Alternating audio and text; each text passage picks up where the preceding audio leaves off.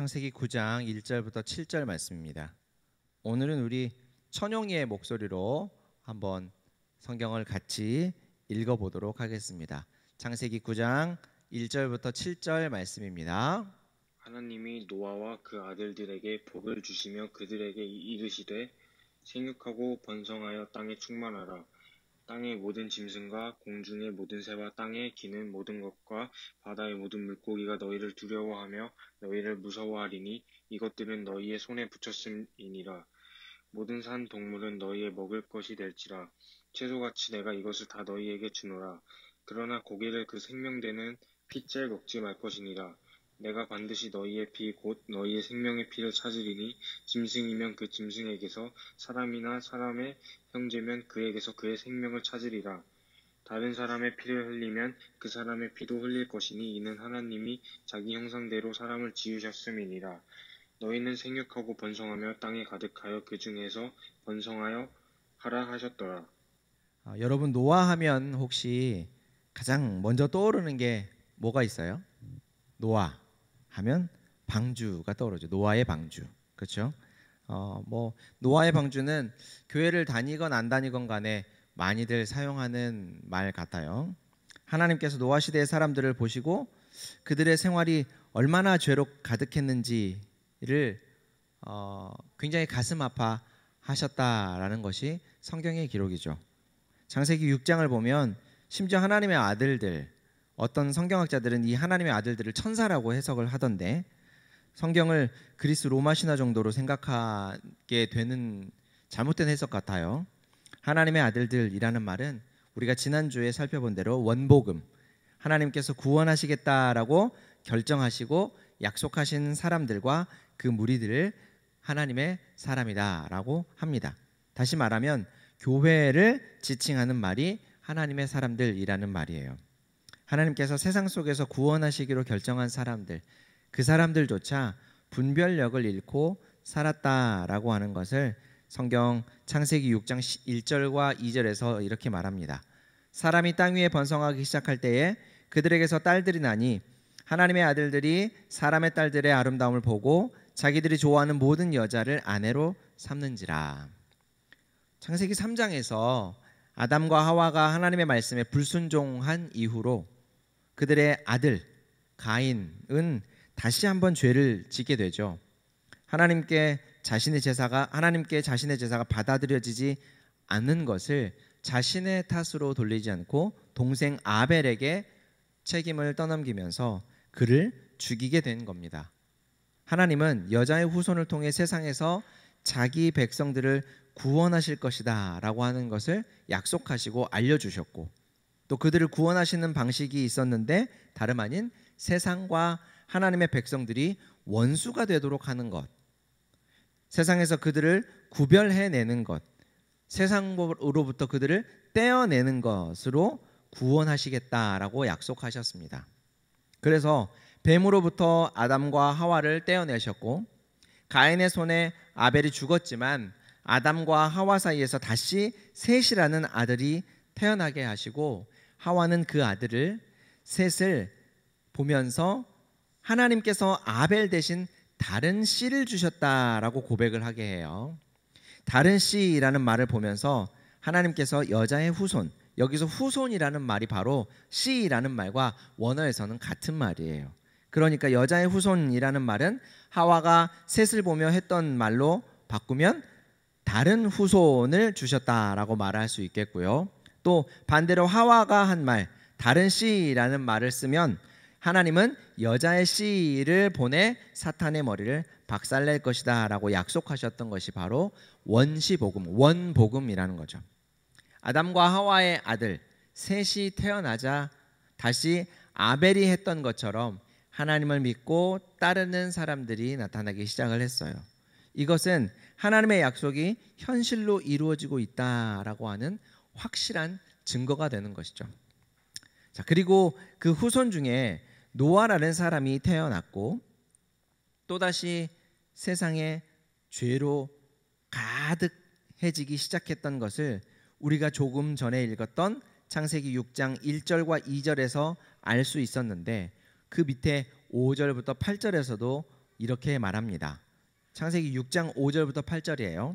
여호와께서 사람의 죄악이 세상에 가득함과 그의 마음으로 생각하는 모든 계획이 항상 악할 뿐임을 보시고 땅 위에 사람 지으셨음을 한탄하사 마음에 근심하시고 이르시되 내가 창조한 사람을 내가 지면에서 쓸어버리되 사람으로부터 가축과 기는 것과 공중의 새까지 그리하리니 이는 내가 그것들을 지었음을 한탄함이니라 하시니라.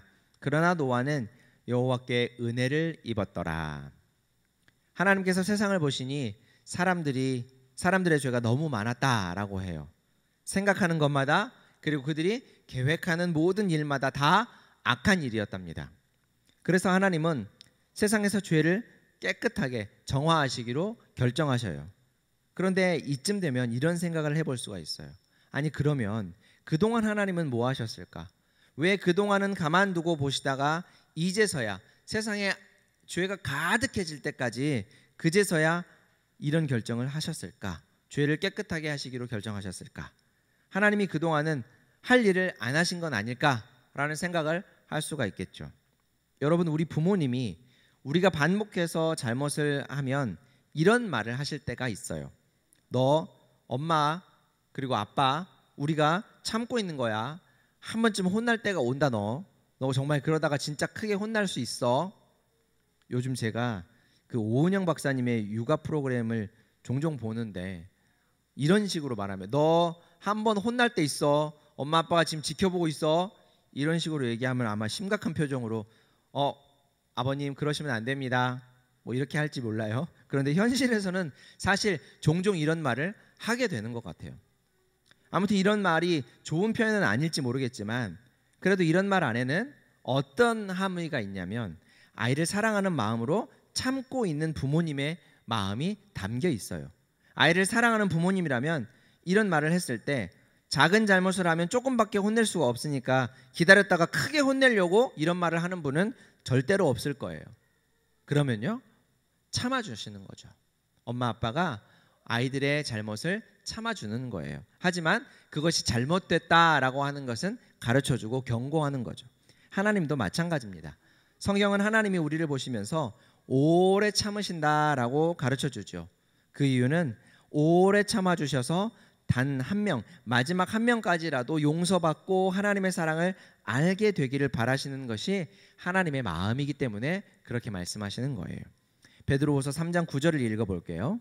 주의 약속은 어떤 이들이 더디다고 생각하는 것 같이 더딘 것이 아니라 오직 주께서는 너희를 대하여 오래 참으사 아무도 멸망하지 아니하고 다 회개하기에 이르기를 원하시느니라. 하나님은 세상에 죄로 가득해질 때까지도 오래 참고 기다리시면서 단 한 명의 구원받는 백성이 나오기를 기다리고 계셨던 거죠. 기다려 주시는 거죠. 결코 아무것도 하지 않고 계셨던 것이 아니에요. 그리고 단 한 명, 하나님의 구원을 받은 한 명이 등장합니다. 바로 누구일까요?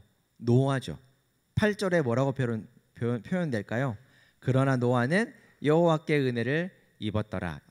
오늘 본문 9장은 아니고 6장 8절이에요. 보통 그러나라는 접속어는 어떨 때 씁니까? 앞 내용과 상반된 일이 전개될 때, 이 접속어를 기점으로 앞과 뒤가 완전히 반대되는 일이나 다른 일이 일어날 때 그러나라는 말을 쓰죠. 하나님께서 세상에 죄가 가득한 것을 보시고 세상에서 죄를 정화하시기로 없애시기로 결정을 하셔요. 그러나 노아에게는 은혜를 주셨다라고 하는 것이 창세기 6장 8절 말씀입니다. 은혜는 받을 자격이 없는 사람에게 주는 것을 말해요. 하나님께서 구원받을 자격이 없는 사람들에게 구원을 주시는 행위를 가리켜서 은혜를 주신다라고 표현합니다.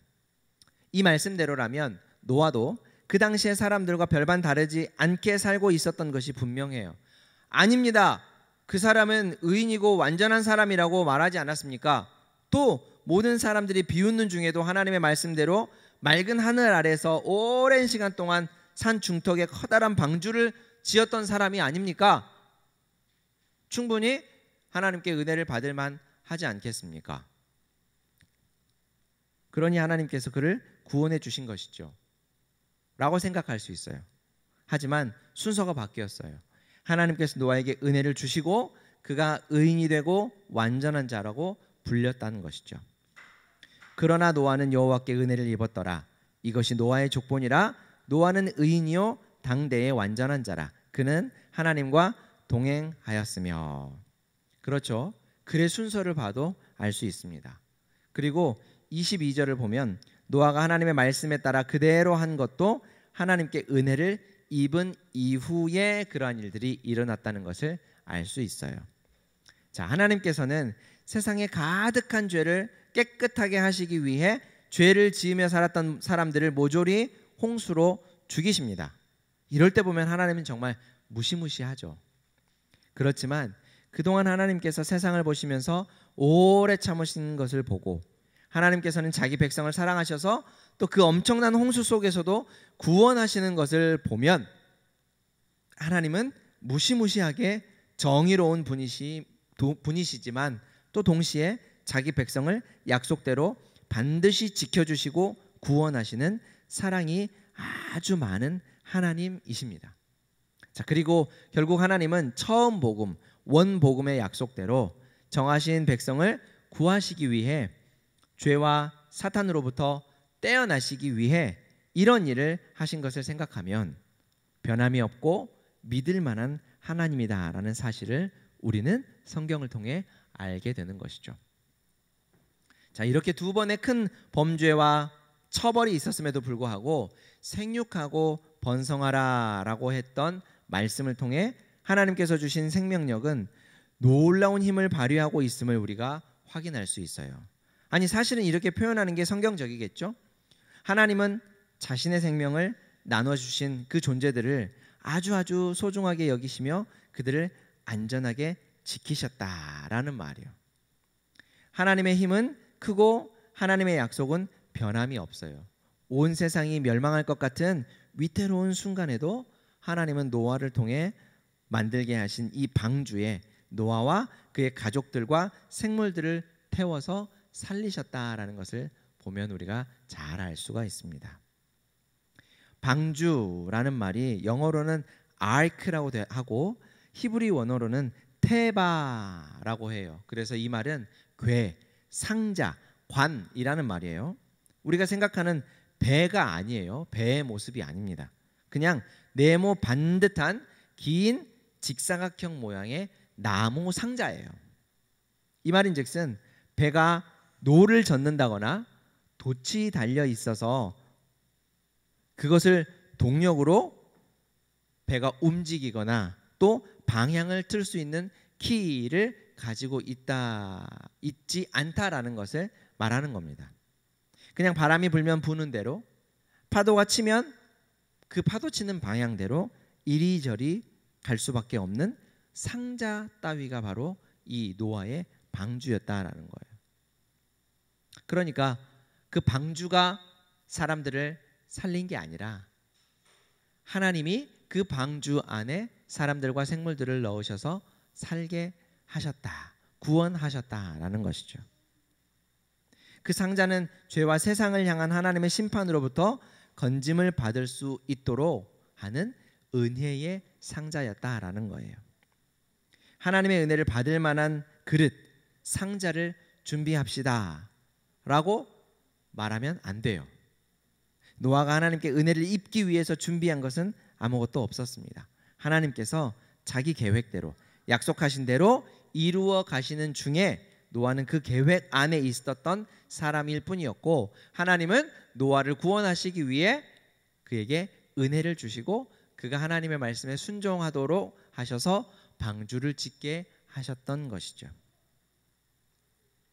자, 그래서 하나님의 진노의 이 홍수로부터 하나님의 백성들을 보호한 방주처럼 우리 예수님도 우리에게 방주와 같은 역할을 하셨습니다.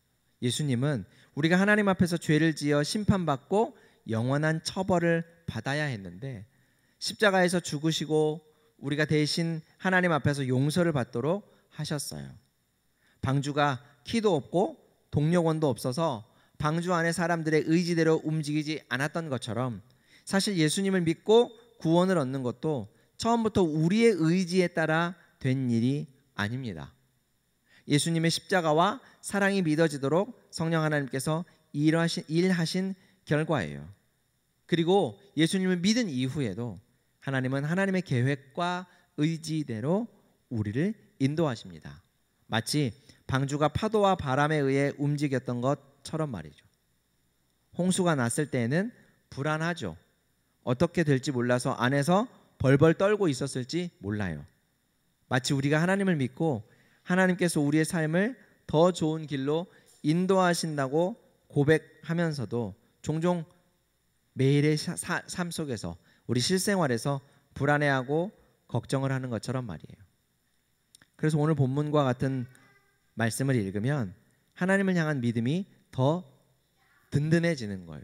하나님을 향한 믿음이 뿜뿜하게 되는 거죠. 노아와 가족들은 밖이 보이지 않았습니다. 그래서 불안했을지 몰라요. 하지만 어쩌면 밖을 볼 필요가 없었던 건지도 몰라요. 본다고 해서 방향과 속도를 조절하도록 허락되지 않았고, 그렇다고 해도 무시무시한 홍수와 파도를 이길 수 있는 힘도 없었기 때문이죠. 단지 하나님을 믿고 맡기면 됐던 거예요. 우리도 마찬가지죠.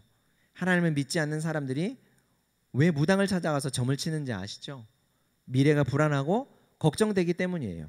하지만 그들도 몰라요. 온 우주가 하나님의 손에 있는데 그들이 어떻게 알겠어요? 그냥 때려 맞추는 거죠. 그런 곳에 갈 필요도, 그런 사람을 찾아갈 필요도 없어요. 만약 그럴 시간이 있으면, 그런 돈이 있으면 맛있는 음식 사 먹고 하나님께 감사하는 편이 100번 1000배 100번 1000번 나은 거죠. 자, 이렇게 하나님은 세상을 홍수로 정화하시고 노아와 그 가족을 죄로부터 떼어내셔서 하나님의 약속과 구원이 계속되게 하셨습니다. 하나님의 나라가 새롭게 세워지는 순간이에요. 자, 그리고 하나님은 노아와 다시 약속을 하십니다.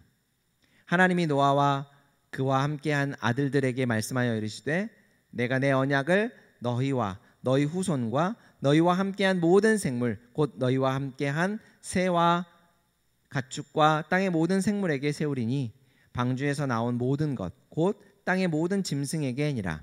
내가 너희와 언약을 세우리니 다시는 모든 생물을 홍수로 멸하지 아니할 것이라. 땅을 멸할 홍수가 다시 있지 아니하리라. 하나님은 이렇게 노아와 그 후손들과 약속하시고 그 약속의 증거로 무지개를 주셨습니다. 비가 온 뒤에 생기는 무지개를 보면서 하나님의 약속을 기억하도록 하신 거죠. 재밌는 건 우리가 오늘 창세기 4장부터 시작해서 9장까지 지금 쭉 살펴봤는데 유독 오늘 읽은 1절부터 7절만 안 살펴봤어요. 제가 설교를 하다가 삼천포로 빠진 건 아니고요. 오늘 설명한 하나님의 구원과 심판, 약속 사이에 오늘 본문은 가장 중요한 한 가지를 암시하고 있는 내용입니다. 본문에 보면 유독 눈에 띄는 여러 번 등장하는 단어가 하나 있어요. 그게 뭐예요? 피죠. 피. 피를 먹지 말라. 피는 생명이다. 피를 흘리면 하나님께서 되찾으실 것이다. 이런 말이 계속됩니다. 왜 이런 말씀을 하고 있을까요? 여러분, 지금껏 우리가 얘기한 대로 노아를 둘러싼 이야기는 하나님께서 원복음의 약속대로 하나님의 백성들을 세상에서 건져내시고 죄로부터 떼어내시는 구원의 이야기를 기록하고 있습니다. 그리고 하나님께서 노아와 그 가족을 태운 방주는 우리 예수님께서 하신 것과 같은 역할을 하고 있다라고 했죠.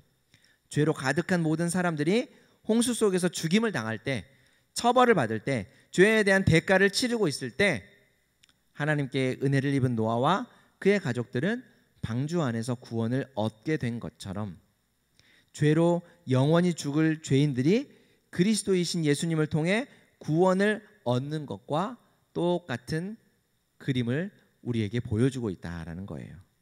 예수님은 우리의 구원을 이루시기 위해서 십자가에서 무엇을 흘리셨습니까? 피를 흘리셨죠. 목숨을 내어주셨죠. 피, 생명을 우리를 위해 내어주셨죠. 우리가 내놔야 할 우리 목숨을 대신해서 자신의 목숨을 대신 내어주신 거예요. 그래서 우리는 예수님의 피로, 그분의 생명으로 죄가 용서받았다라고 말하는 겁니다. 이 구원의 원리, 예수님의 피, 생명을 구원할 생명을 구원할 피를 암시하기 위해, 가르쳐주기 위해, 구원의 원리를 가르치시기 위해 하나님은 지금 노아와 그의 가족들에게 피와 생명에 대해 말씀하고 계셨던 거예요. 자, 그래서 예수님의 피로 우리의 모든 죄가 사함받았다라고 하는 이 구원의 원리를 알고 믿고 있는 우리는 더 이상 이 말씀을 문자 그대로 지킬 필요가 없어요.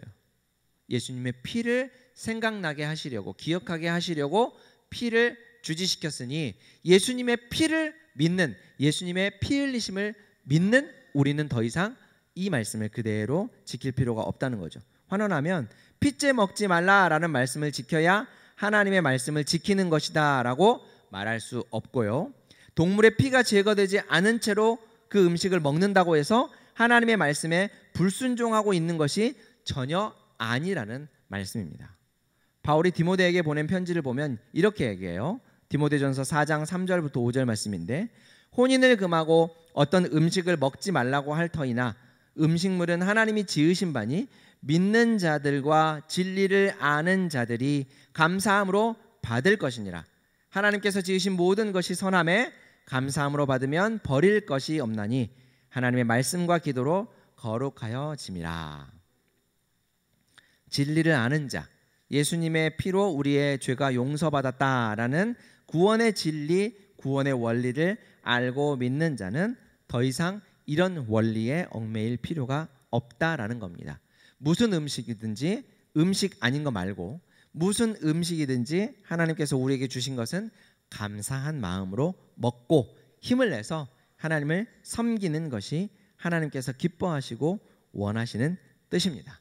자, 사랑하는 여러분, 하나님께서 노아에게 은혜를 주시고 구원하시기 위해 방주를 짓게 하실 때에는 많은 사람들로부터 비웃음을 노아가 받아야 했고, 방주에 탔을 때도 키도 없고 동력원도 없어서 불안한 시간을 보냈을 거예요. 하지만 변함없는 하나님의 약속, 하나님은 약속대로 노아와 그 가족들을 구해 주셨고 또 새로운 약속을 주셔서 하나님의 나라와 구원이 계속되는 것을 우리에게 가르쳐 주십니다.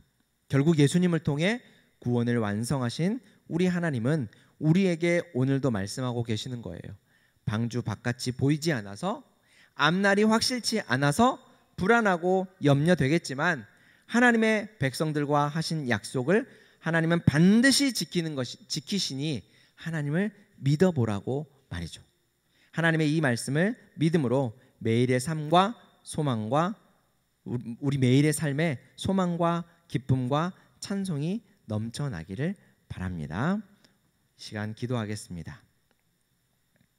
사랑과 은혜가 풍성하신 우리 하나님 아버지, 오늘도 우리를 사랑하셔서 하나님의 구원의 약속이 오래전 아담과 하와로부터 시작해 노아를 통해 계속해서 지켜지고 또 우리 예수님을 통하여 우리에게 영원한 생명, 구원의 삶을 허락하여 주신 것을 가르쳐 주시니 참으로 감사합니다.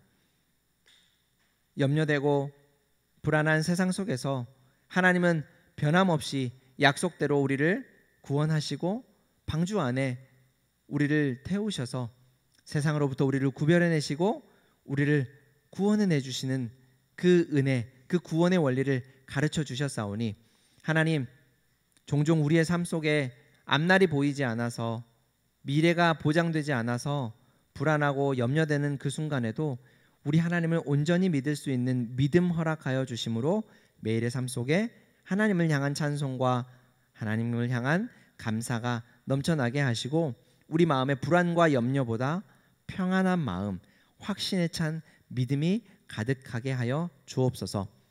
코로나 감염증의 유행으로 지금 우리 사회가 굉장히 어려워하고 있습니다.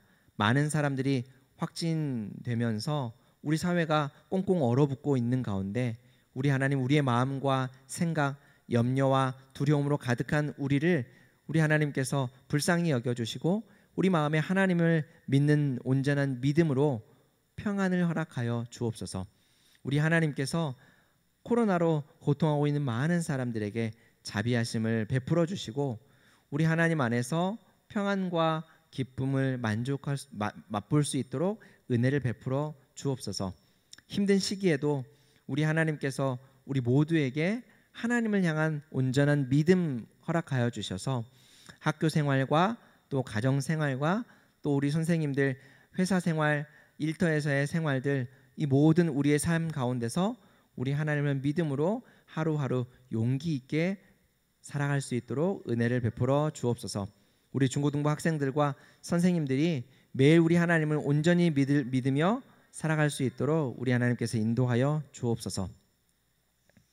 감사하는 마음으로 예물을 드리는 손길 위에도 우리 하나님께서 믿음의 복을 풍성하게 더하여 주시고 주님의 은혜를 받아 하나님의 뜻을 이루며 살아가는 헌신의 삶을 계속해서 살아갈 수 있도록, 부족함 없이 살아갈 수 있도록 우리 하나님께서 은혜를 베풀어 주옵소서.